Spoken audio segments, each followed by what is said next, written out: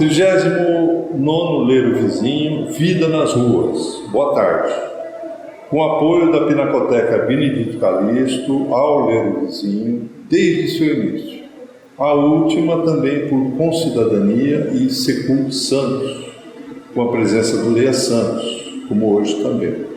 E com esta, extensivamente por Fundação Arquivo e Memória, a esse encontro presencial à Casa das Culturas de Santos. Sob curadoria de Flávio Viegas Amoreira, nomeando a obra de Juliana Lafron, que evoca com o sítio de consciência dela, do homem em situação de rua. No acolhimento em solitude de cada leitura em estudo ativo, por componentes do grupo de estudo, os mais vizinhos, Valéria Florenzano, eu, Ricardo Schmanrock, e ineditamente Murilo Alonso, e pelos avizinhados de São Caetano do Sul e São José do Rio Preto.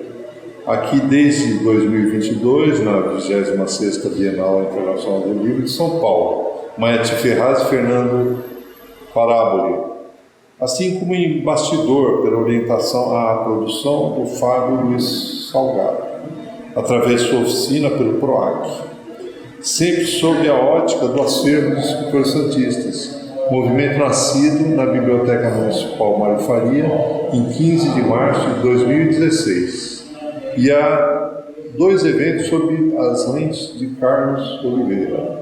Nessa toada, apresenta-se desde já e aqui, em ode à população em situação de rua, assim, dando fisionomia ao que a Juliana Lafron nos traz.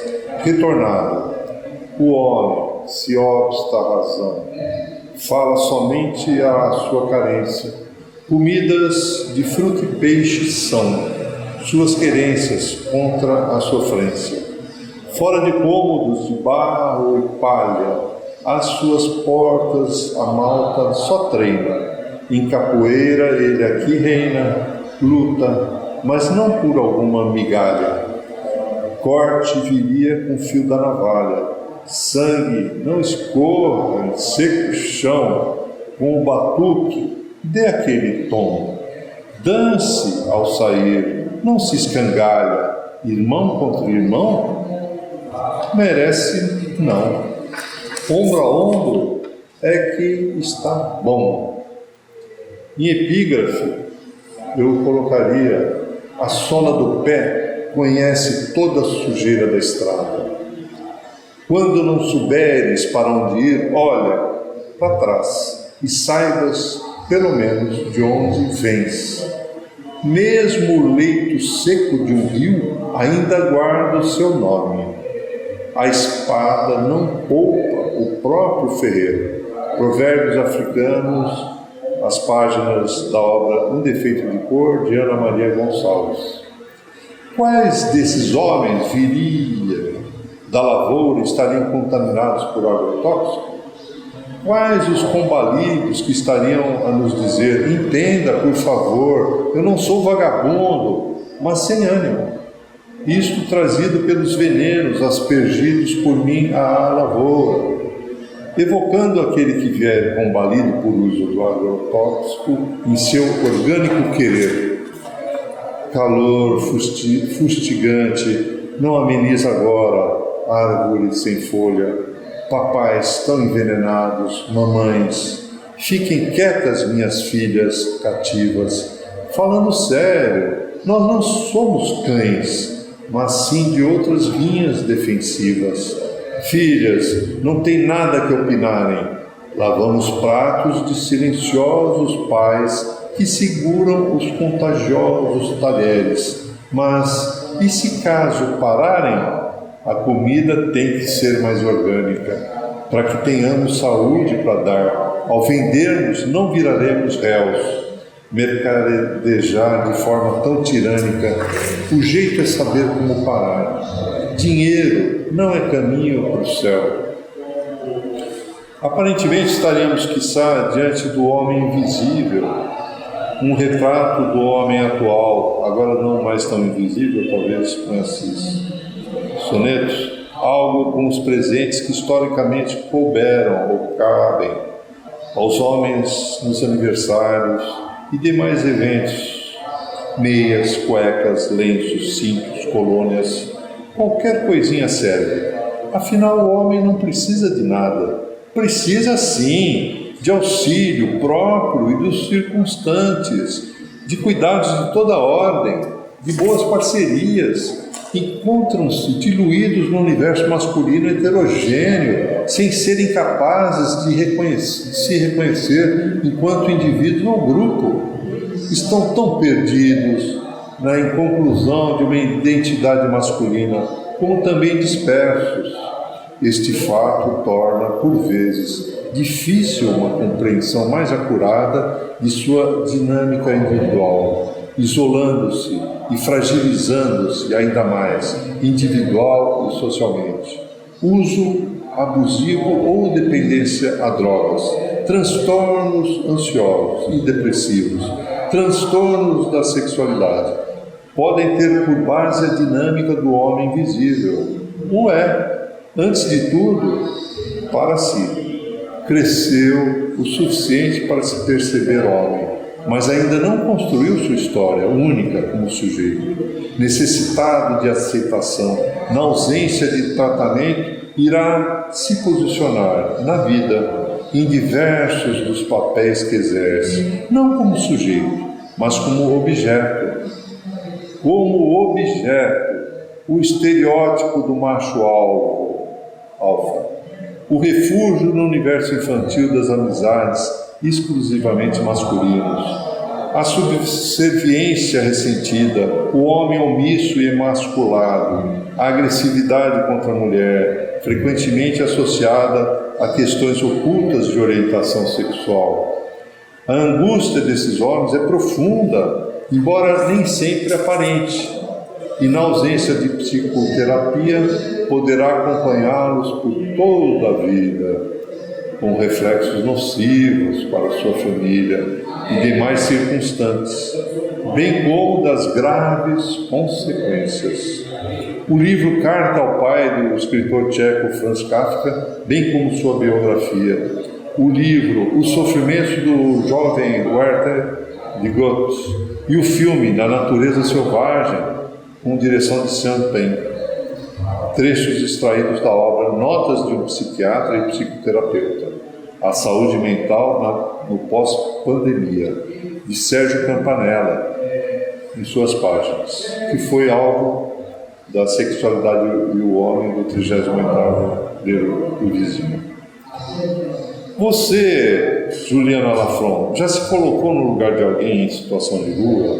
Diga-me, por favor. Mas antes, deixe-me ajudá-la, dando fisionomia à população em situação de rua assim, evocando o homem negro, resolvido, mais que remediado, por profissionalizar-se como jogador de futebol, o Edu, qualidade da cor.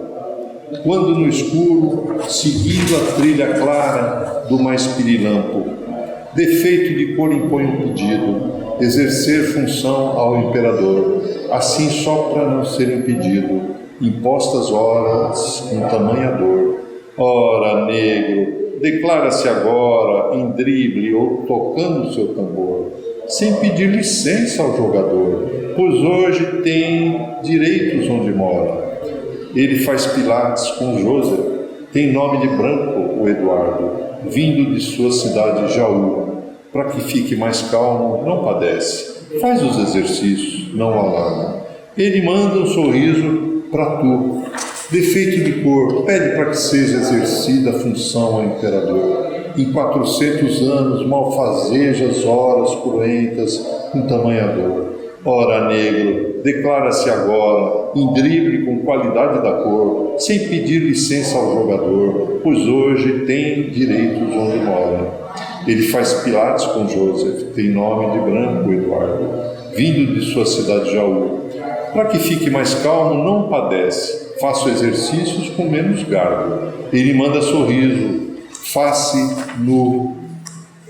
Evocado por aquele em frustração, quando lhe é negado fazer palavra cruzada de um jornal, mesmo que prestes a tornar-se página virada em biblioteca.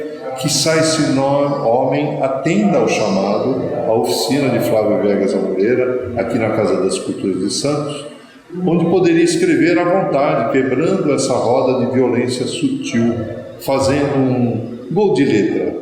Água flui, incandente clima, tartaruga nada. O sintoma se dá em uma briga, como distúrbio vê-se violência. Terapia? Futebol sem intriga, assertiva razão e vivência. Crônica do escritor com a ginga, onde se come a letra. E distúrbio a arte sem mutreta, mas sem cair à rua com a pinga. Em lúdica busca útil destrava, bastando teclar, batendo bolão, vendendo livro e comprando ticket. Terapia é a minha palavra, extravasa cada frustração, com aquele que também a pratique, evocando aquele a semear, que sai em jardins como esse do equipamento de cultura, meio às folhas secas. No jardim de casa, o sabiá laranjeira prepara seu voo. Sopro com carinho de folhas soltas. Sou um amparo, galhudo e firme. Esforço ramos, estando às voltas, plantado no chão, contra qualquer crime. A vida para mim é panela quente, parar queimaria em fogaréu. Preciso de apicultor com mel, para assim serem comigo clementes. Venha você também ser meu amigo, ao regar-me dia sim dia não, fará seiva seguir o caminho. Poxa, você não é assim antigo, para só querer daqui tirar quinhão, deixando-me apenas de ladinho.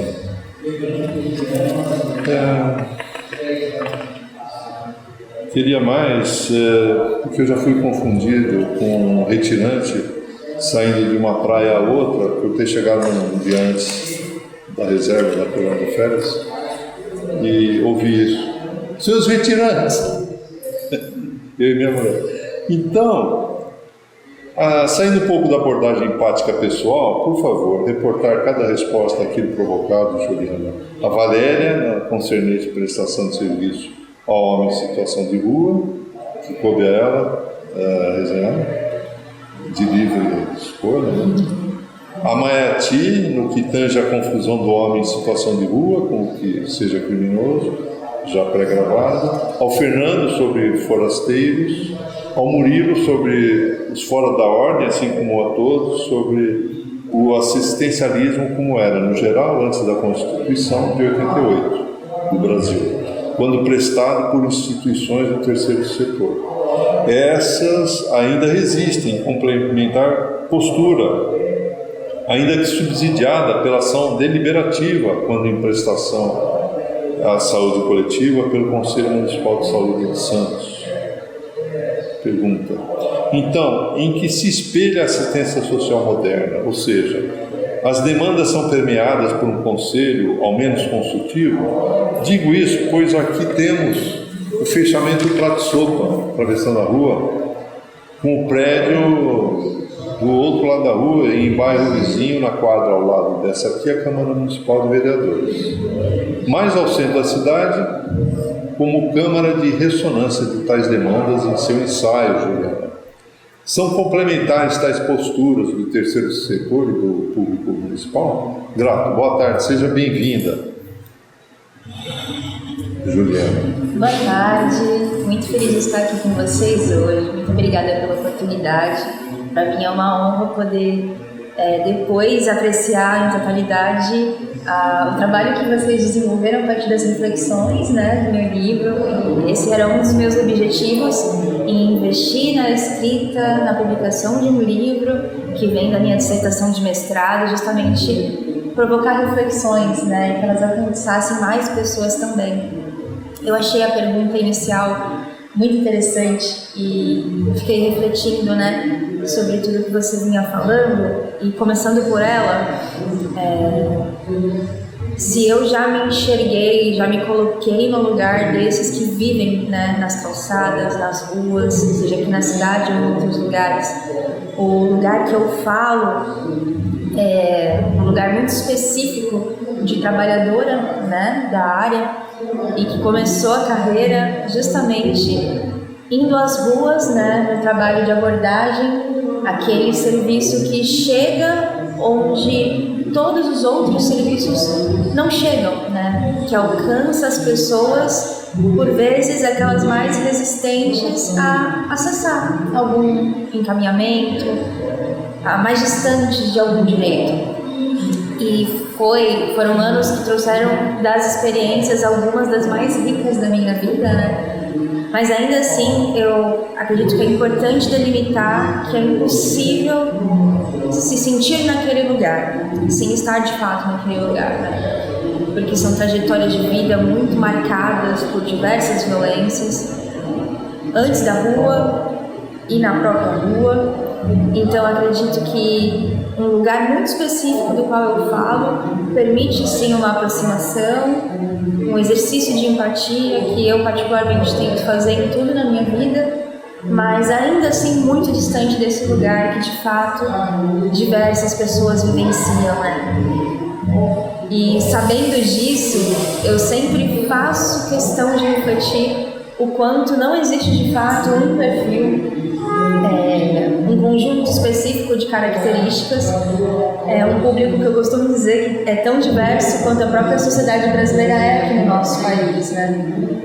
E eu falo isso tendo estado muito próximo dessa vivência e ainda assim, por conta do meu trabalho também, sei que a sociedade no geral tem muito claramente qual que é a figura da pessoa que vive na rua, por mais que esteja distante da calçada, por mais que por vezes nunca tenha dialogado com uma dessas pessoas, né?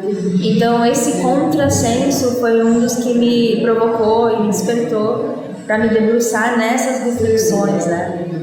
E aí, escolhendo a Câmara Municipal na época, porque nos anos em que estava no mestrado, parte do meu trabalho era responder a essas provocações e me angustiava muito ver que por vezes muito tempo era investido em questões que não deveriam ser perguntadas em tese, né? Em demandas que, na sua essência, tinham a expectativa de que a gente violasse direitos, inclusive, né?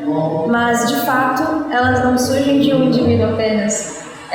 Acredito que recuam, sim, e a Câmara ressoa as angústias, inquietações e percepções da cidade.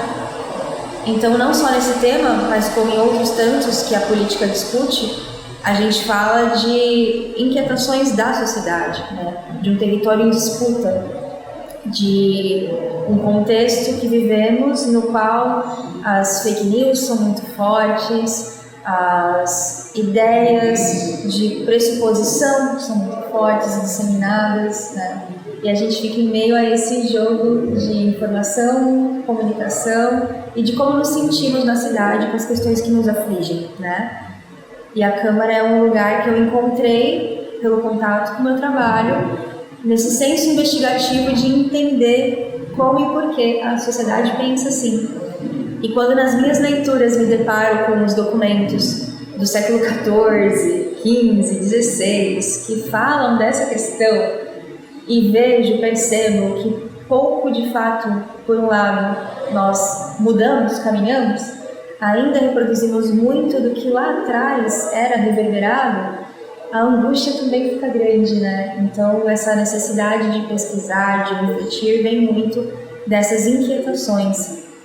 E a gente percebe, né? Eu fui considerando nesse processo que, de fato, a vida na rua ela é interpretada, existem categorias específicas nas quais a gente tende a encaixar esse público que é tão diverso, inclusive num processo de desumanização e de buscar um afastamento de nós mesmos para com eles, porque acredito que seja muito difícil a gente aceitar que a gente produz essa desigualdade, que a nossa lógica de vida, a nossa sociedade, que de alguma forma, em um grau maior ou menor, nós somos copartícipes deste resultado, que é a existência de seres humanos vivendo em extrema vulnerabilidade social.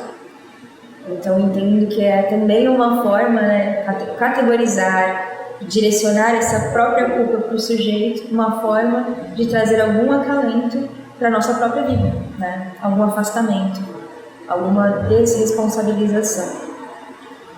E caminhando já para um lugar de política pública, que eu acredito que é super importante da gente debater, e eu tento falar de um jeito mais amplo, porque eu há 12 anos trabalho na ciência social, né? Então não quero ser técnica falando de área enquanto assistência, mas a gente vem de uma história de país assistencialista, não falando das ONGs apenas, mas assistencialista no sentido de que antes da Constituição, trabalhador era quem tinha direito, não ser humano, né? Então uma coisa era muito atrelada à outra e as demandas não deixavam de existir por conta dessa lógica. Por isso, inclusive, que eu acredito que bravamente, seja através da Igreja Católica, de outros movimentos religiosos, outras instituições sem caráter religioso da sociedade civil, começaram a se organizar para tentar criar respostas para essa realidade que estava ali escancarada, né, de qualquer forma, por mais que o Estado não se reconhecesse nesse lugar. E em 88 isso muda. Com a Constituição de 88, finalmente essa compreensão que já vinha sendo refletida, lapidada, construída, porque a Constituição ela é um resultado de muita luta, de muitos movimentos, inclusive com um grande protagonismo dos meninos de rua, né? Isso muda, mas fica ainda um grande desafio e diversos desafios para a gente, né? Que é o que eu chego à reflexão mais no final do caminho. O lugar que a assistência social ocupa hoje, a expectativa da sociedade neste lugar e o quanto, por mais que a gente reconheça, talvez nem todos, mas pelo menos constitucionalmente falando, esse público enquanto sujeitos de direito, ainda assim são sujeitos de direito em margem restrita a uma política pública, que é a assistência social, que é aquela destinada aos mais pobres, aquela destinada ao escárnio da perna, a essa coisa gritante, latente. E ainda muitas resistências, restrições ou mesmo não lugar às demais políticas. Então, ainda assim, uma tentativa, um movimento, consciente ou não, de distanciamento dessa população com aqueles que, por horas, os documentos intitulam de cidadãos de bem, os moradores da cidade, fazendo questão de reafirmar que aqueles outros são os estrangeiros, os de fora, aqueles que não pertencem, né?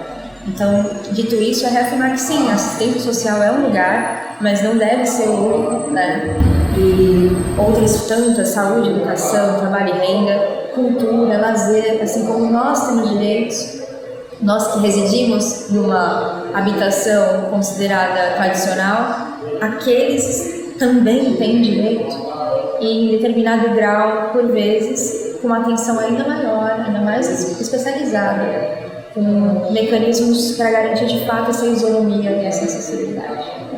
Então, eu falei bastante. Não, eu acho que, dando um caldo de cultura, talvez, os jovens que nos assistam, quer dizer, é licenciatura ou não? Acho que no IFESP não tem licenciatura. Não, aqui em Santos não. Certo. Bacharelado. Bacharelado. E outra coisa também, de um lado do balcão, chama assim, do outro, eu competi uma vez com meninos de rua, meninos não, homens em situação de rua, aqui que eles tinham feito oficina de haikai. E eles tiraram primeiro e segundo lugar, eu peguei terceiro. Eu ouvi falar desse trabalho faz um tempo.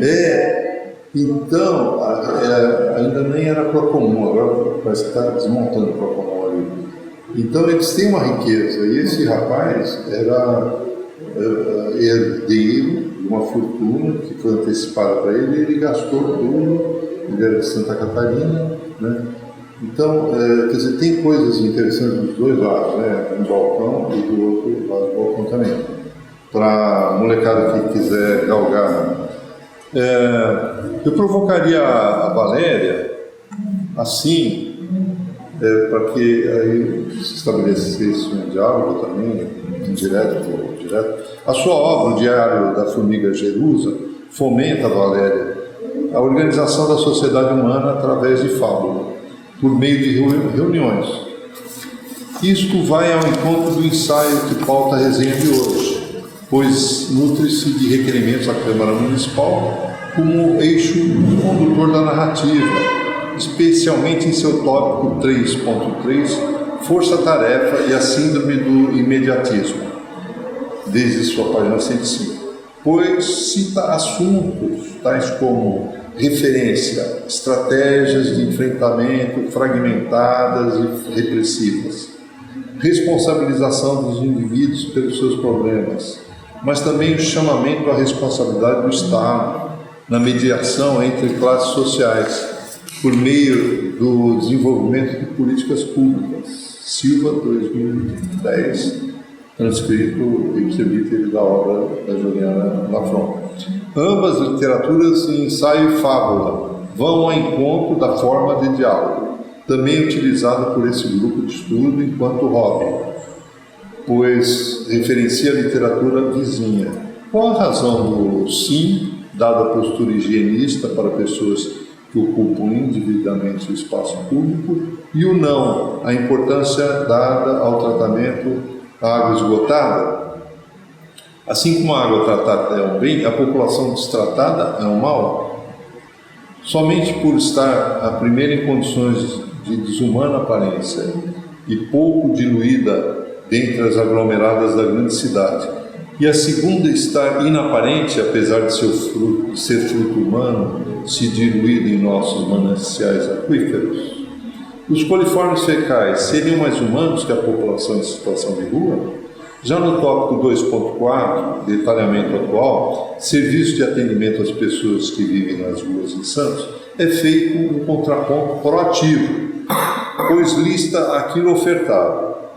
Você vê nessa obra um fio incapado ou com diversas pontes desencapadas? Grato, bem-vinda, Valéria. Boa tarde a todos. Obrigada por estarem nos prestigiando, assistindo a mais um Ler o Vizinho. É com satisfação que eu participo de mais um Ler o Vizinho, acompanhada aqui de ilustres convidados. Eu vou começar respondendo à provocação do Ricardo. Bom, eu vejo nessa obra, A Vida nas Ruas, um fio com diversas pontas desencapadas, pois ela aponta para diversos problemas. É muito fácil responsabilizar os indivíduos pelos seus problemas, sendo que parte deles são de responsabilidade do Estado. Ele deve desenvolver políticas públicas favoráveis a essa população. Outro ponto mal resolvido é a visão que a maioria das pessoas tem dessa população. Elas a desprezam por sua desumana aparência, sem pensar que se ela pudesse escolher, com exceção das pessoas com doenças mentais, drogadas ou alcoolizadas, escolheria ficar bem vestida.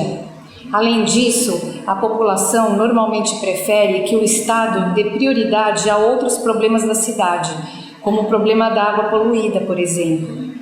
Quanto à semelhança que vejo entre o meu livro e o capítulo 2 de Vida nas Ruas, além do que já mencionei, além do que vou mencionar na minha resenha, é apenas a existência dos que governam e dos que são governados, sendo que muitas vezes, mais entre os humanos do que entre os animais, as decisões dos que governam não levam muito em consideração a vontade dos governados. Bom, iniciando agora a minha resenha, eu li o tópico Detalhamento Atual, Serviços de Atendimento às Pessoas que Vivem nas Ruas em Santos. Conforme o tópico descreve, são elencados os serviços que existem para a população de rua, o que nos transmite a eficiência de 100% desses serviços. Será que é verdade?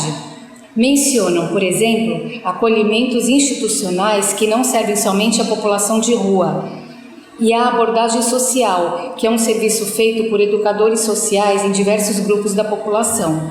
Felizmente, há uma equipe que trabalha exclusivamente com as pessoas que vivem nas ruas, que é o Centro POP, Centro de Referência Especializado para a População em Situação de Rua.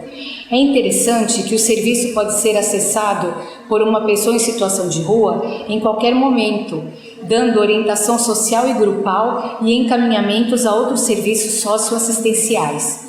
Também vale a pena mencionar aqui os 5 serviços de acolhimento institucional que integram a COPROS-POP, 3 na modalidade Casa de Passagem e 2 na modalidade Abrigo Institucional.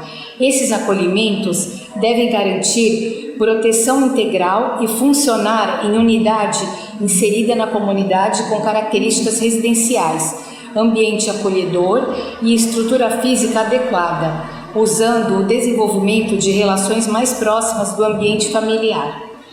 Vou dar um exemplo de um abrigo institucional. Vale mencionar a Casa das Anas, que surgiu em 2014 para receber mulheres em situação de rua, com ou sem filhos. Atualmente acolhe pessoa em situação de rua, sendo migrante, imigrante e itinerante, a fim de garantir direitos e inclusão social.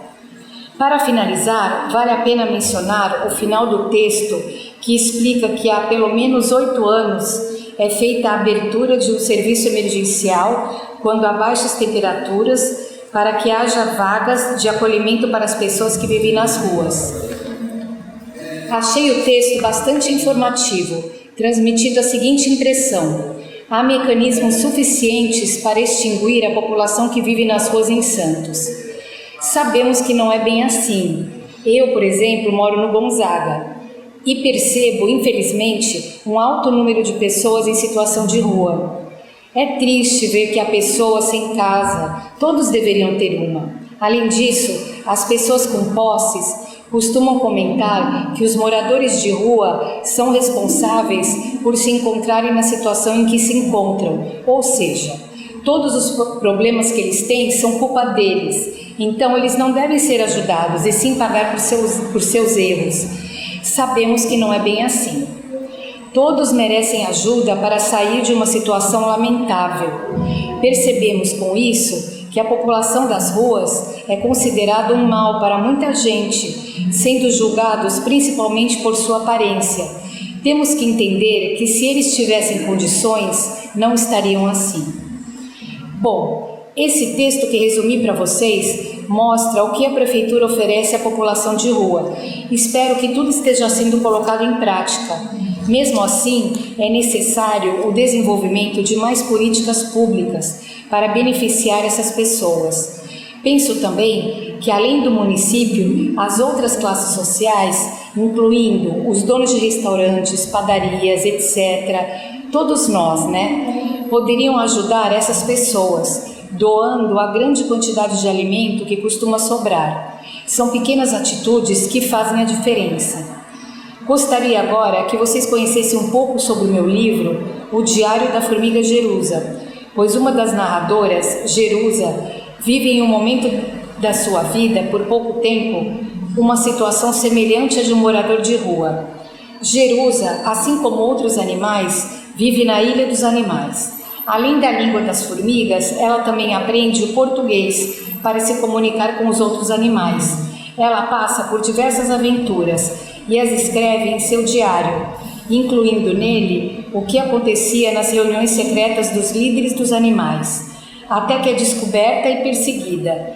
Nesse momento, ela vive como uma moradora de rua, pois não pode voltar à caverna nem ao seu formigueiro. Fica em uma situação desesperadora, que deve ser a situação em que ficam os moradores de rua, sem casa e sem saber como será o dia de amanhã.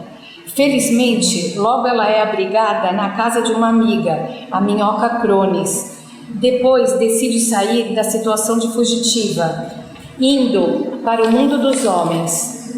O final não conto aqui para que vocês tenham interesse em ler toda a história. Antes de terminar, gostaria de deixar claro para vocês que fiz a resenha de um texto que mostra o que o Executivo oferece para a cidade, mas vocês devem ter percebido que, na prática, o problema continua, pois a população de rua continua a fazer parte da vida nas cidades. Temos uma paisagem que precisa ser mudada para famílias dentro de um lar, sorridentes e com uma boa perspectiva de vida, com motivação para viver e produzir. Se as famílias moram nas ruas, a tendência é que venha a depressão por não terem abrigo. É sentir solidão no meio da multidão, sentir olhares superficiais dos pedestres, pois poucos ajudam. E também as pessoas que estão dirigindo carros, né? Pois às vezes a população de rua aborda essas pessoas também. Cada minuto na guerra da rua parece um século, pois tudo que é ruim demora mais para passar. Termino deixando meu e-mail, caso alguém tenha interesse em comprar o meu livro. Meu e-mail é valeriaflorenzano14@gmail.com. Obrigada. O seu eu poético e fábula, Valéria, está contido em seu proativismo, que nutre as relações entre os viventes. Grato por sua paciência em compartilhá-la. E eu passaria ao Murilo, provocação antecipada à sua resenha, assim, Murilo, em sua obra Um Bolo de Vingança, desde sua página 85, você nos instiga com a sua prosa em conto, uma redenção possível. Já em epígrafe de Rubem Fonseca, assim: quanto a mim, o que me mantém vivo é o risco iminente da paixão e seus coadjuvantes, amor, ódio, gozo, misericórdia. Isto faria um contraponto ao tópico 3.1, a antissociedade, os fora da ordem, beberrões e perigosos, da obra de Juliana Lafron, isto por estar ali escrito que a maioria dos moradores de rua de Paris não bebem, e muitos têm noções de higiene. Georgette, 2014. E o processo de demonização do tráfico de drogas fortaleceu os sistemas de controle social, aprofundando seu caráter genocida. Batista, 2013, Pereira, 2018. A palavra, você quer fazer uso da palavra, Murilo? Boa tarde a todos, agradeço a audiência de cada um de vocês, a companhia da Valéria. A oportunidade me foi dada pelo Ricardo de poder participar e cotejar a obra, um estudo acadêmico tão importante quanto o da Juliana Lafron. E eu fiz aqui um pequeno arrazoado que eu vou ler. Embora a minha obra, já vá falando de antemão que é uma obra de ficção, não tem compromisso com a sociedade real como a da Juliana, existe realmente uma tangenciação, que eu diria, na abordagem da questão das drogas. Então eu vou ler. Vou iniciar abordando a citação da página 93 do estudo da Juliana Lafron, onde se lê: o processo de demonização do tráfico de drogas fortaleceu os sistemas de controle social. E continua: sobre isso, creio ser o ponto fulcral para definir abordagens dessa população tão vulnerável e que ao mesmo tempo é vista como perigo eminente por grande parte da população regularizada, entre aspas, né, em moradias nas cidades de nosso país. Recorro à provocação proposta pelo Ricardo, que se encontra entre as páginas 85 e 87 do meu livro Um Bolo de Vingança. No caso, o protagonista Bruno, ele é um jovem de classe média, tem por volta de 40 anos e participa de uma sessão de cinema na casa de um amigo. Durante o filme, há o consumo de álcool e cocaína, permeado por comentários sobre as obras de audiovisual, a maioria delas gravadas nos anos 60, e suas respectivas trilhas sonoras. Observando as diferenças socioeconômicas e o fato de se tratar de um livro ficcional, como já disse, cotejado com um consistente estudo acadêmico, creio que poderíamos enfatizar duas situações em que as drogas atuam como mobilizadoras de dois pensamentos sociais antagônicos.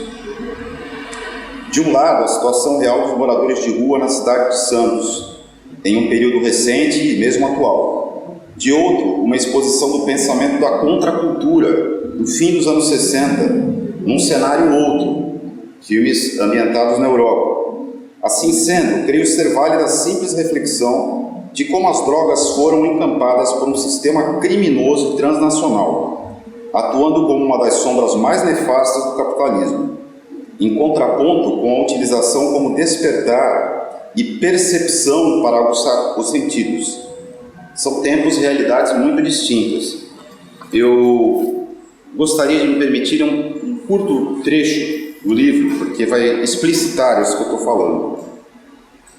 Como eu disse, o personagem principal é o Bruno, que é um jovem de cerca de 40 anos. Ele mora aqui em Santos, embora em alguns momentos haja dúvidas sobre o local, mas é da nossa região, e ele é nascido no início dos anos 60, então ele ainda pega como idade existencial dele, ele ainda pegou o fim, digamos assim, um resquício daquela visão das drogas como portas da percepção, que é uma coisa que já se perdeu completamente, e a gente sabe que a mercantilização da droga e a decadência, da maneira como eu vejo, né? A decadência cruenta e abrupta do capitalismo, né, do sistema de capital, tem gerado esse tipo de coisa, né? A droga como ponto central de disputa de poder e violência. No caso da população de rua, eu acho que eles são mera consequência, né? O output, né, que se fala, o produto final, né, desse processo todo. Eu vou ler um pequeno trecho, então.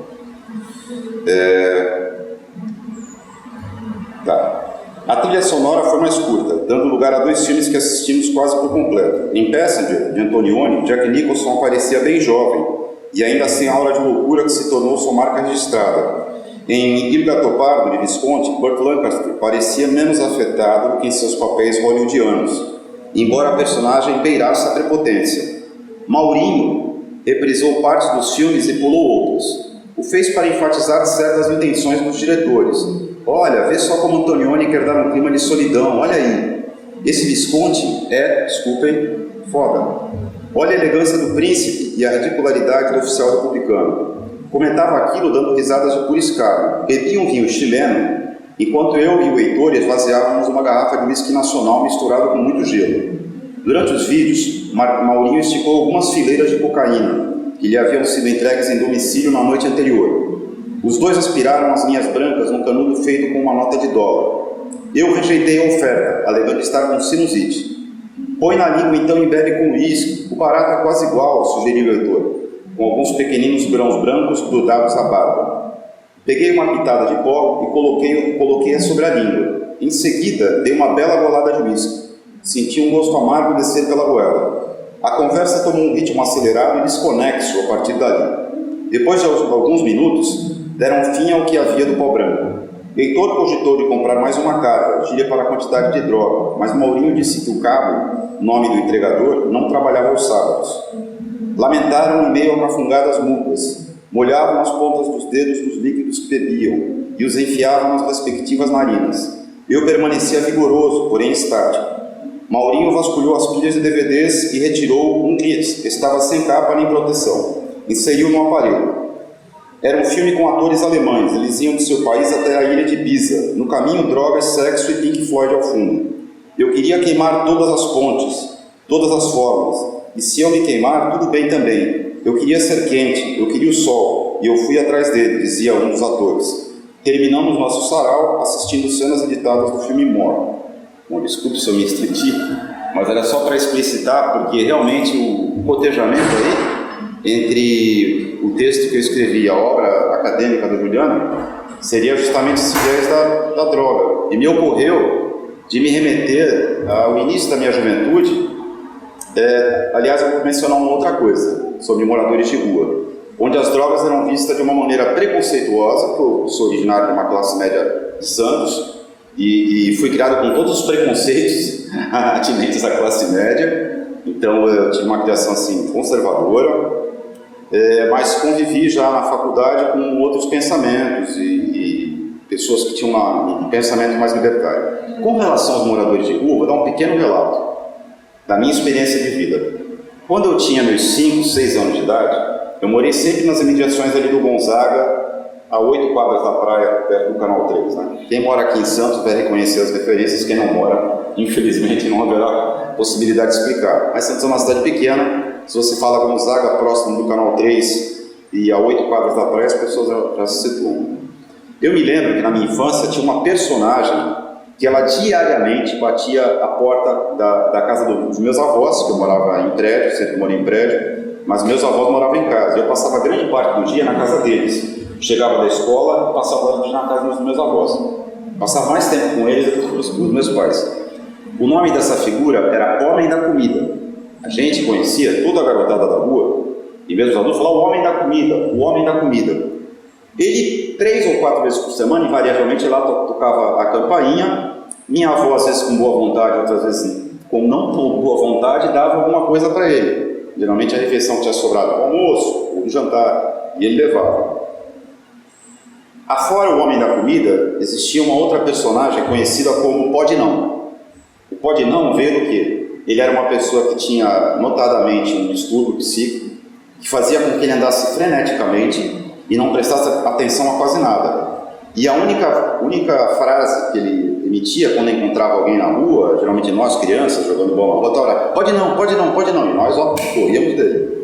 Então a memória que eu tenho da minha infância, num bairro de classe média de Santos, de moradores de rua, são essas duas figuras, o homem da comida e o pode não. Eu vejo que hoje esse é um assunto assim extremamente necessário de ser abordado, né? As políticas públicas têm que entrar nisso assim, em todas as instâncias, abordar de qualquer forma, porque é alarmante o número de moradores de rua, que cresceu não só em Santos, acho que Santos deve estar nivelado com a maioria das cidades médias e pequenas até brasileiras, porque esse fenômeno de morador de rua acho que veio muito mais, a Juliana ia até perguntar se no estudo ela poderia elucidar, porque eu como leigo, a gente entende, é óbvio que teve o fim da escravidão, desde a época do Império, né? Enfim, o morador de rua no Brasil é uma coisa que tem longa história aqui no mundo, né? Mas eu vejo que nas cidades médias e pequenas brasileiras teve o advento do Covid, obviamente isso impactou essa realidade social cruel, mas cresceu muito o número de moradores de rua.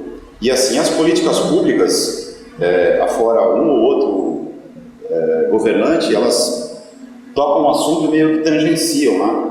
De um lado, argumentando com uma visão humanista para não fazer nada, né? Deixar com que as pessoas simplesmente fiquem na rua, e por outro lado também se isentando da responsabilidade que é dar tratamento, dar atenção para essas pessoas, algum lugar onde elas possam ficar, e também políticas de convencimento para que elas façam isso, né? Então desculpe se eu me estendi, eu gostaria só que a Juliana pudesse dar uma observada com relação a isso, e o Ricardo, se quisesse complementar alguma coisa do cotejamento. Então, Murilo, percebe-se um ombro a ombro interessante, metafórico, entre o drogadito de classe média e aquele em situação de rua. Isso que você pontua com leveza. O sofrimento remediado daria um samba. A pedida é dar fisionomia ao homem invisível, mas em seu tópico seria de contentamento com a drogadição, né? Então, sua mediação fica mais palatável e alegre, mas em uma ilusão que a literatura traria ao acometido, sem riscos à própria saúde. Parece-me. Esse homem em situação de rua, ele tem mais percepção da rua do que hoje o jovem tem com o advento do computador, né? Então, o que eu fiz e confessei com uma juíza do meu concurso foi, olha, dizia assim, vento nas folhas, nariz vermelho aponta, geada no caminho. Eu falei, olha, mas eu nunca geou, eu não sei. O homem da rua, da situação de rua, deve saber. E ainda mais esse que pegou em primeiro lugar, que é lá de Santa Catarina, ele, né? Então, tem esse lado lúdico também, né? Então, achei boa a sua colocação, né, com leveza, e distinguir bem a arte da realidade. E essa coisa cabe a Juliana, né? Quantos são, de onde vem, tudo, a gente só arranha esse assunto dessa forma, né? O pé no chão é dela, né? Você quer responder o que ele perguntou, Juliana? Pode ser. Bem, as falas são todas muito interessantes e daria para escorrer muita coisa, né? Traz diversas provocações, mas tentando ser objetiva, em alguns trechos do livro, quando eu falo da Idade Média, eu tento ilustrar que naquela época existia muito a dinâmica de estabelecer espécies de abrigo, né, que existiam naquele momento, nas fronteiras das cidades. Isso tanto para que as pessoas nem adentrassem de fato ao contexto daquela cidade, né, tivesse essa separação, mas também porque o que levava as pessoas a procurar por aqueles feudos era a escassez no campo, a falta de alimento. Então esse processo migratório existia e nesse momento aumentava o número de pessoas que demandavam e acabavam ficando nas ruas naquele cenário, né? Eu achei muito lúdica a descrição que você fez dos personagens de infância. Eu nasci em 92 e tenho personagens de infância também ainda, sendo da década de 90, mas a gente vê que de 80, 90 para cá, de fato, o número de pessoas nessa condição é muito maior nas cidades, né? E a questão da provocação de fundo é justamente essa, de que um governante, uma prefeitura, um governo de estado não vai ser capaz de dar conta de dirimir essa questão, porque ela está intrinsecamente ligada à forma como nós vivemos, nós enquanto sociedade, de forma ampla, né? Então, o número de pessoas nas ruas tem aumentado, o perfil tem se modificado. Antigamente a gente via muito aquela pessoa mais velha, muitas vezes com sofrimento mental, que a comunidade até acolhia, sabia um nome, um apelido. Hoje a gente vê jovens, pessoas que por vezes nascem na rua, vivem em acolhimentos e a sua vida inteira é dada na rua, né? E essa relação está diretamente ligada à desigualdade social no nosso país. Então, quanto maior for a desigualdade social, maior for a concentração de riqueza, e aí eu falo de 1, 2% do país que detém a maior porcentagem de riqueza que nós geramos, maior vai ser o número de pessoas vivendo nas ruas, né? Então acho que é bastante dessa reflexão e do quanto é sim um termômetro para a gente ter como alerta para olhar para essa e outras questões da nossa sociedade. Inclusive algo que a gente se pergunta pouco, que é o que tem que ser feito para evitar que mais pessoas passem a viver nas ruas. Qual o trabalho preventivo na saúde, em relação a drogas, em relação a outros tantos temas, a gente precisa fazer para que um número menor de pessoas se encontrem nessa situação de extrema vulnerabilidade. Então, enquanto o Conselho parece ser consultivo e não deliberativa, a gente tem situações assim, agora no SESC, no final do mês, vai ter o lançamento de um livro que eu já li, 96 páginas do e-book, que é A Árvore Mais Sozinha do Mundo, de Carrara. E é meio kafkaniano, que ela dá voz à árvore, a rural íris na lavoura, né? E o espelho, que é muito interessante, né? O espelho. É sofisticado, eu diria, que pode parecer piegas, né? Uma repetição de Kafka, mas é muito interessante. E então é isso refletido na natureza, isso refletido no ego, refletido na mobilidade, no agrotóxico, que é muito detalhado, não é? Do Rio Grande do Sul, que é uma vivência antiga disso, né? Então, no final do mês, no SESC, na biblioteca, é restrito, lá tem poucos lugares. Esse é o lançamento em Santos desse livro. Interessante. Boa tarde, Maiati. Em sua obra Tempos, Maiati, em sua página 99, você nos alimenta com a sua poética. Parágrafo pobre, sou um rato de cidade, o campo me conduz, a sujeira me alicia, o cinema me vicia, a cultura me acalma, tudo me excita. Quero movimento, morte, quero transporte, as alamedas, alegrias, taquicardias, temos todas. Não sei sobreviver noutro submundo. Se puderem, perdoem. Se quiserem, caçoem. Sou um gato guloso, que não cresceu, nem enobreceu. Nosso imenso cemitério tem tumbas quadradas e janelas vedadas, com almas desencontradas, dizendo: vivo aqui. Palavras de Maiati Ferraz em sua obra. Seu texto, Maiati, não criminaliza o protagonismo do gato, quiçá em telhados alheios aos da casa de seu dono, em trânsito diferente de seu cão Bob, durante a analógica performance à rua, sob sua rédea curta e vestindo focinheira. Agora, em ensaio, está dado um protagonismo, ou quiçá performático de coadjuvante, de Juliana Lafron, em livro desta, no tópico 3.4, Qual é o lugar da assistência social quando se fala em pessoas vivendo nas ruas? Em sua página 44. De sugerida atitude criminosa de homens e ilícitos às entidades civis, gravurar ateliê e 55º Grupo Escoteiro Morvan Dias Figueiredo. Ambos enquadra com uma face data à rua Anhanguera, no bairro Vila Matias, este vizinho ao Vila Nova, em que se encontra a Casa das Culturas de Santos, onde estamos hoje presencialmente. Isso denotado via e-mail, coincidente com presença de desocupados e moradores de rua.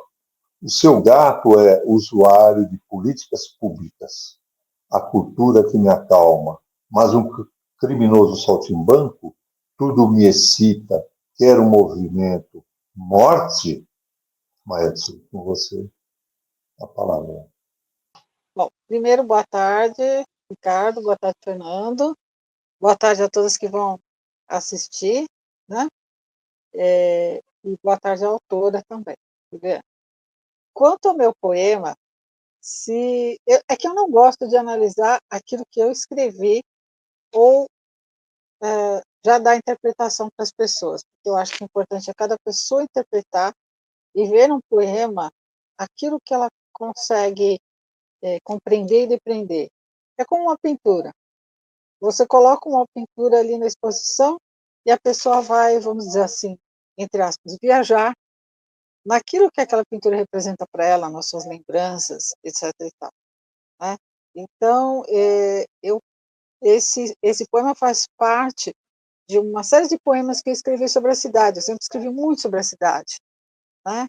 E por isso aquela coisa, a figura do rato, rato da cidade. Então, lembrei do rato e também lembrei do gato, né? Mas o gato que não enobreceu, o gato que não vai circular por nobres ambientes, né? O gato que vai viver no submundo da cidade, né? Assim como muitos de nós. E quando eu falo em morte, eu não estou falando na morte física, eu estou falando na morte simbólica. Sabe aquela carta do tarô? Que é a morte, né? A morte como recomeço, tá? Então, mas, como eu digo, cada um tem a sua visão de uma obra de arte, né? Você coloca lá um quadro, a pessoa vai pensar de uma maneira. E você lê poema, você vai sentir e pensar de outra maneira, né? Essas foram algumas das coisas que eu pretendi quando escrevi, mas principalmente falar sobre aquela coisa de estar na cidade, né? Então aí há detalhes que cada um pode prestar atenção, né? O que são os túmulos com janelas vedadas, né? E no entanto estão dizendo vivo aqui, né? Então aí fica de cada um compreender aí, né? O que o poema pode significar. E essa Você quer hora, fazer sua resenha? tirando uma soneca. Quer fazer sua resenha? Posso fazer. Quer fazer? Posso fazer. A leitura de fragmento de Vida nas Ruas me faz lembrar duas histórias relacionadas ao tema. Viajo quase que diariamente no metrô de São Paulo. E numa dessas viagens, pude escutar uma conversa ao telefone. Uma moça, jovem, falava com alguém ao telefone.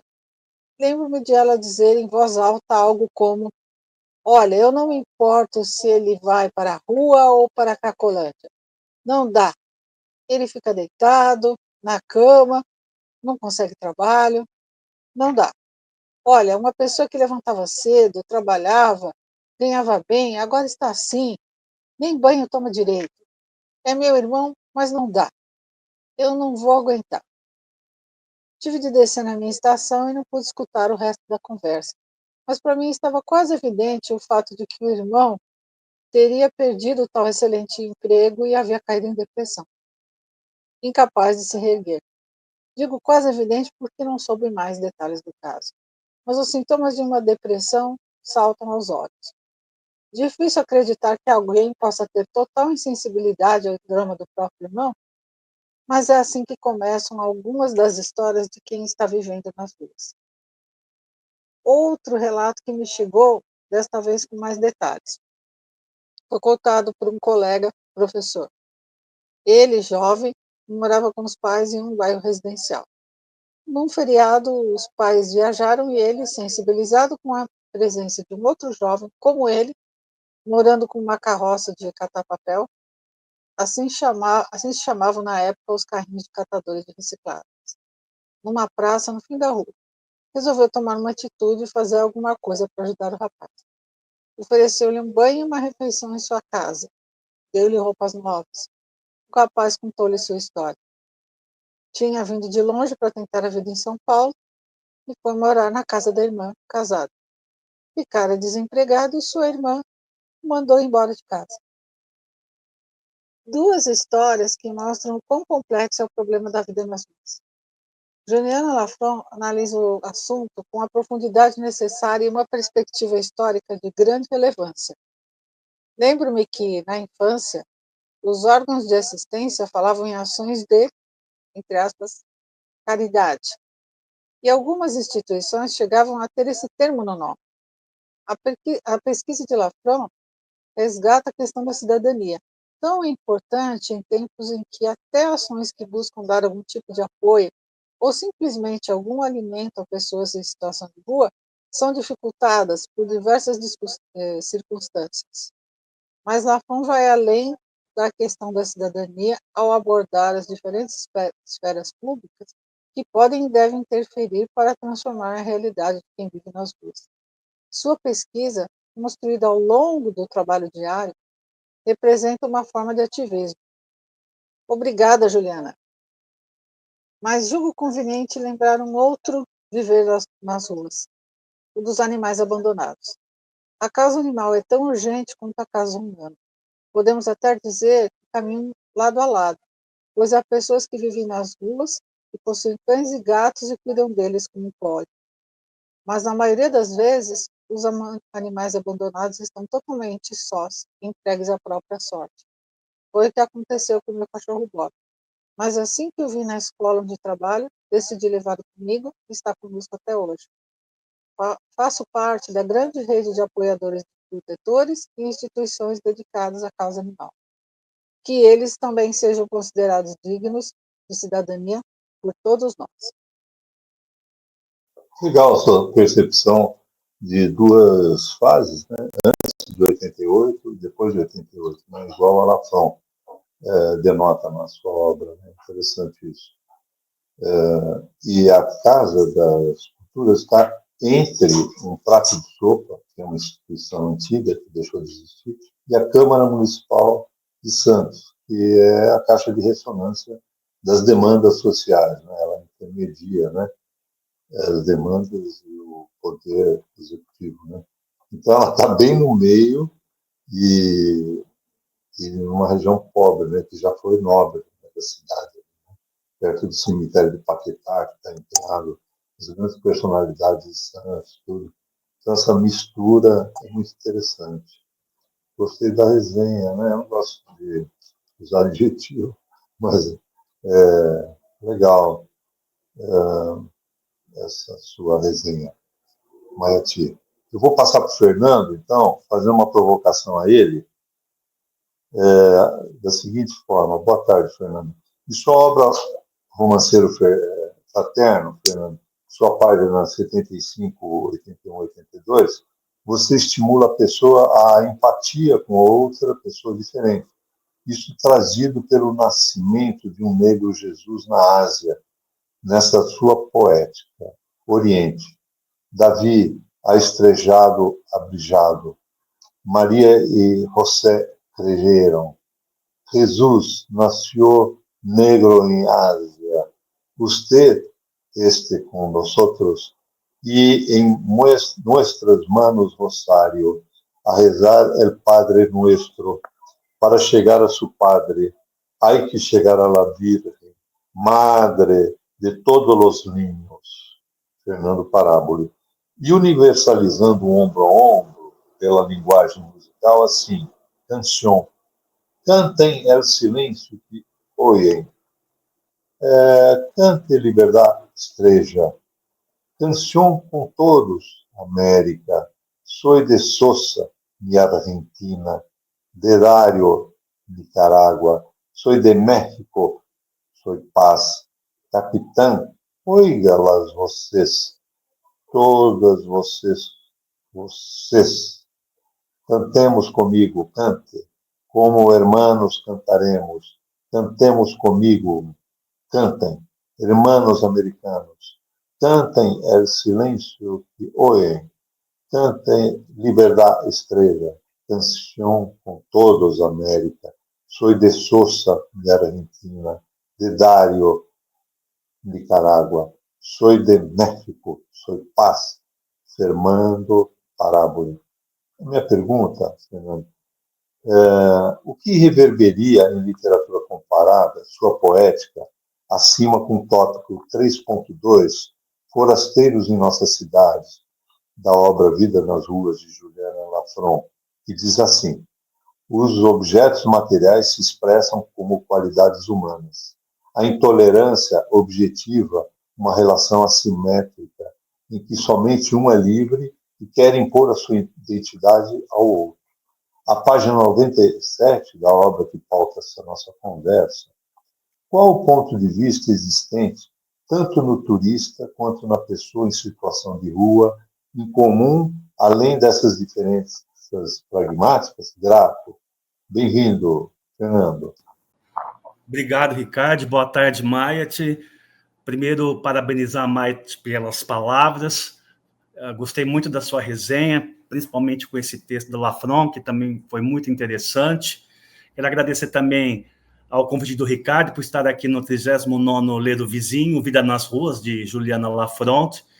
E essa leitura carinhosa que ele fez dos meus 2 poemas em espanhol, esse livrinho Romanceiro Fraterno, ele é um livrinho de poemas em espanhol, e está sendo interessante fazer essa intertextualidade entre 2 poemas que foram escolhidos por Ricardo para fazer essa atividade, e o texto fragmentado da Juliana Lafron, que também foi comentado. Bom, o que eu vi em comum entre esses 2 textos, como a mesma Maia te falou, é difícil a gente falar sobre o nosso próprio texto, mas eu tenho feito um trabalho com esse livro de espanhol, que eu ensino espanhol através dele. Está no meu YouTube, que se alguém quiser depois conhecer o trabalho, Fernando Paráboli. E esses 2 poemas, eles conversam bastante com Vida nas Ruas, o texto fragmentado que o Ricardo nos trouxe agora, porque parece haver algo em comum que transcende as diferenças pragmáticas entre o turista e a pessoa em situação de rua. Ambas, de alguma forma, estão deslocadas, claro, e estão buscando um lugar de pertencimento, claro, dentro das suas devidas proporções.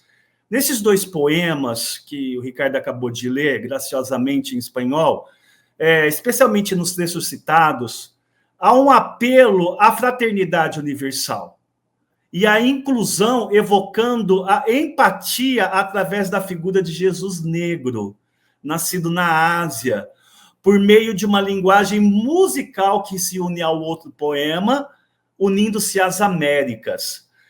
Não é comum a ideia de um Jesus diferente. Sai do estereótipo tradicional, que já sugere a necessidade de reconhecer o outro em sua diversidade e aceitar essa diversidade como parte de um todo maior existente. Isso dentro da poética trazida. Agora, na obra de Juliana Lafron, quando ela fala, abro aspas agora, intolerância que objetiva uma relação assimétrica, observa-se a crítica à imposição de uma identidade única que apaga a individualidade do outro. No contexto dos forasteiros e das pessoas em situação de rua, tanto o turista quanto o morador de rua, eles são figuras que rompem com a homogeneidade desejada para aquele local, certo? Em determinados centros urbanos. Isso devido a quê? O turista, como alguém que transita e explora, e a pessoa em situação de rua, como quem ocupa o espaço de maneira permanente e, entre aspas, incômoda para a ordem estabelecida. Então, é preciso ver que dentro deste ponto de convergência está justamente na experiência de alteridade, na busca por ambos se reconhecerem no local. Ambos são, de alguma forma, estrangeiros. O turista por escolha e mobilidade, e a pessoa em situação de rua por imposição e vulnerabilidade.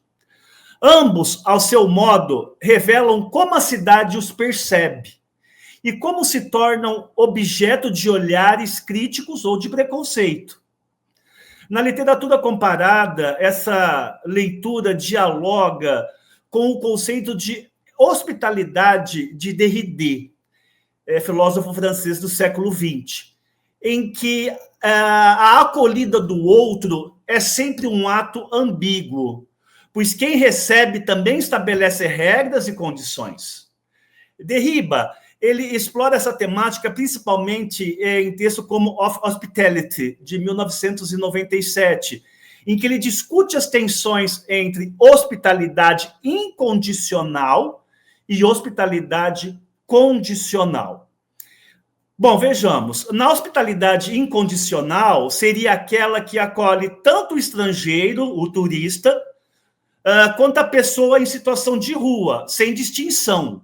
Enquanto a hospitalidade condicional é a realidade prática que exclui um em detrimento do outro. A cidade recebe os turistas com estruturas adequadas e atrações, mas repele as pessoas em situações de rua, de higienização, de invisibilidade, em falta de estruturas. Então, nós conseguimos perceber estas duas nuances, tanto no poema quanto no conto, na verificação do estrangeiro e na verificação do turista. Derrida nos desafia a refletir sobre a tensão em nosso desejo de acolher o outro e nossa tendência de impor condições que limitam quem pode ser bem-vindo. Quem pode ser bem-vindo em nossas terras? Assim fica esta pergunta e este questionamento, na maneira ao qual nós vamos receber ao outro, de que maneira nós podemos levar esse legado a eles, independente, o bem comum entre todos e o fraterno é a experiência primordial, que sejam feitas atitudes para que todos que estejam dentro da cidade sejam bem-vindos e sejam bem-quistos. Claro, ambos dependem de políticas públicas para que isso se torne real.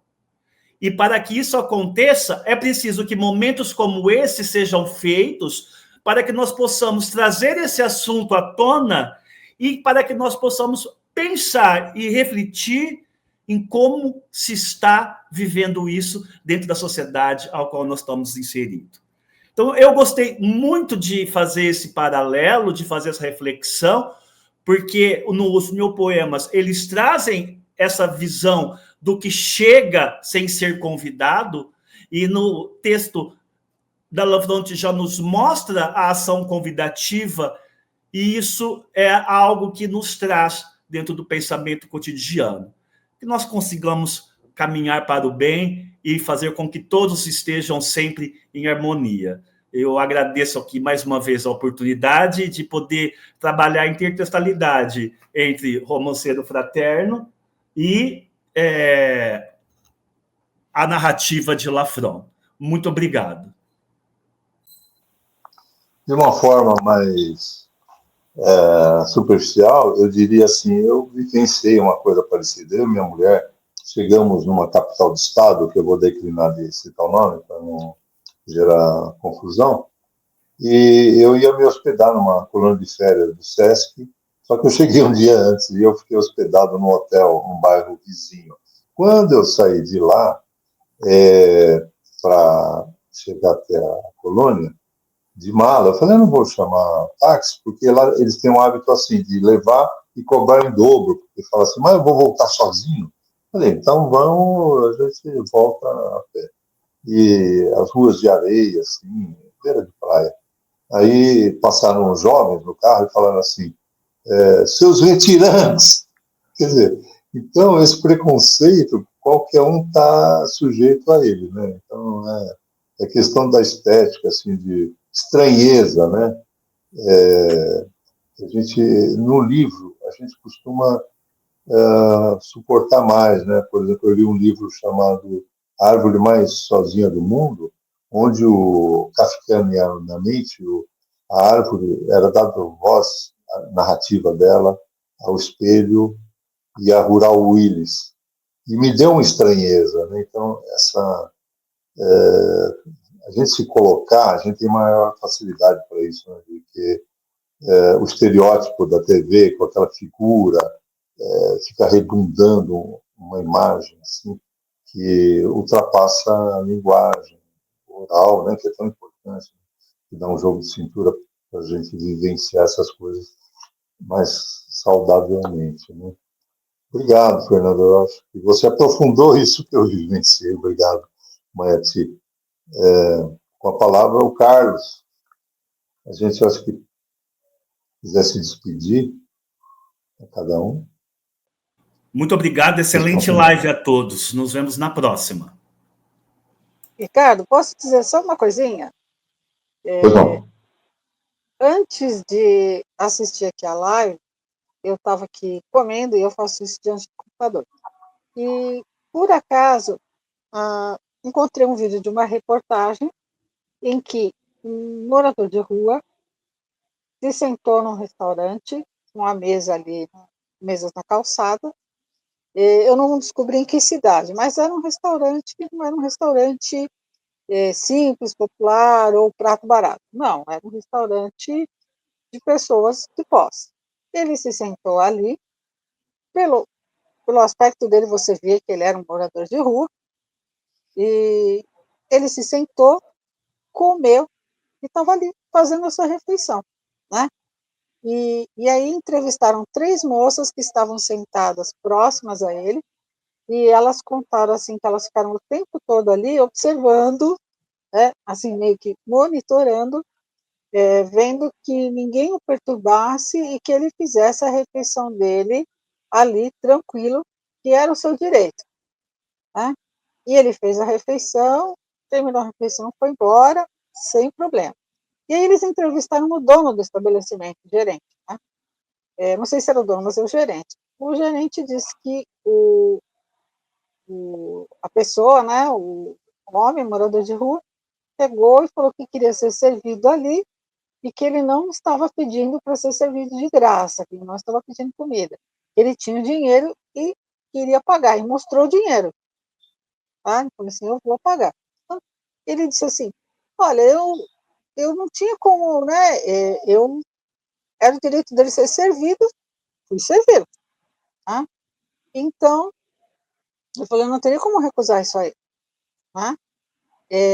Foi, serviu, foi filmado e tudo, e no fim, os garçons atenderam tudo, e aí ele disse que os garçons chegaram, o repórter disse que os garçons disseram assim, olha, que ele não precisaria pagar, que seria cortesia da casa.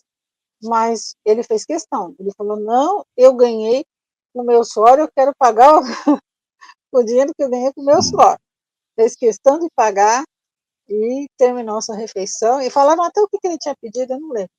Macarrão, frango, uma coisa assim, macarrão, frango, batata, uma coisa assim. E pediu vinho também, tomou vinho, e fez a sua refeição e teve aquele gosto, aquele prazer de comer a comidinha gostosa que era o que ele queria. E foi respeitado, foi bem tratado, e as 3 moças ficaram ali observando, elas ficaram tendo certeza de que tudo ia correr bem. Né? Então, eu acho que... Fazer um contraponto, Maeti. Eu fui numa biblioteca e foi pedido por um senhor em situação de rua uma caneta para fazer palavra cruzada no jornal, que é da biblioteca, mas já estava em final do expediente. E não foi cedido a ele a caneta, né? Quer dizer, esse homem em situação de rua, ele, sem querer ou sem saber, ele está se prevenindo de um Alzheimer, né? Está exercitando a cabeça, uma coisa importante. E a biblioteca pública, ela se destina a isso, né? Oferecer um acolhimento, né? Um pedido de um... porque aquilo, esse final de expediente, o jornal vai para onde? Né? Vai para fora, né? Acho que nem lixo limpo serve, né? Então, e foi negado isso, ele ficou bravo, assim, ríspido, né? Nos movimentos, jogava o jornal, foi embora, tal, falando que todo dia estava ali, como se a frequência merecesse respeito, porque ele ia todo dia ali pegar um arzinho condicionado, tomar uma água no bebedouro e ler alguma coisa, mas foi negado esse direito a ele, quer dizer, é uma coisa, um contraste que não é poético, né? Quer dizer, um lugar de o que ela leitura. fala, intolerância, né? É o que a Juliana comenta, a questão muitas vezes da intolerância. Né? Então, fazer um contraponto. Infelizmente, meu contraponto foi empático. E a gente vê várias atitudes sendo tomadas, né? Por exemplo, o padre Júlio Lancelotti, em São Paulo, que tem sofrido toda essa perseguição, né, pelos movimentos sociais que ele pratica. Parece que quanto a igreja fica mais caridosa, mais as pessoas a criticam, né? Então a gente está vendo movimentos sociais ao contrário, do caminhar para o bem, para a ajuda humanitária, como vocês dois mesmos deram esses dois exemplos, e a gente vê, por um outro ponto, pessoas que vão totalmente contra, que não querem ajudar, querem que elas se virem como elas podem, ou seja, é um tema bastante interessante, bastante rico que está sendo trazido nessa live de hoje, né? Das muitas reflexões. Parece que a sinergia está sendo substituída pela adrenalina, né?